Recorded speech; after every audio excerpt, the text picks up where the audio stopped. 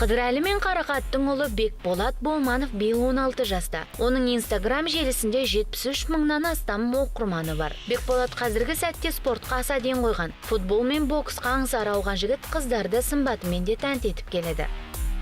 Мирас пен Құралайдың қара көзі Іңкәр Бекжанова да ел назарында. Жұлдыздар отбасында дүниеге келген Іңкәр да жасөспірім қыздардың қатарына қосылды. Мектеп оқушысы үлгерімімен де ата-анасын жиі қуантып жүр.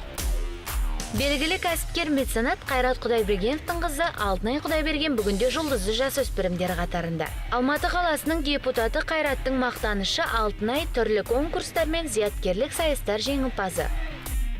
Аты шулы Сәбит Әбдіқалықов пен Алтынай Жорабаеваның алтындай 4 қызы бар. Олардың үлкен Аяулым Жорабаева болса 15 жаста. Кю-попқа қызығушылық танытатын қыз халық назарында өсіп келеді деуге болады.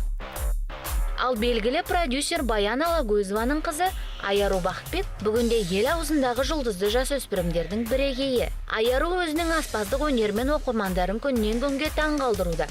Сонымен қоса сән бикелік талабын да танытып келеді.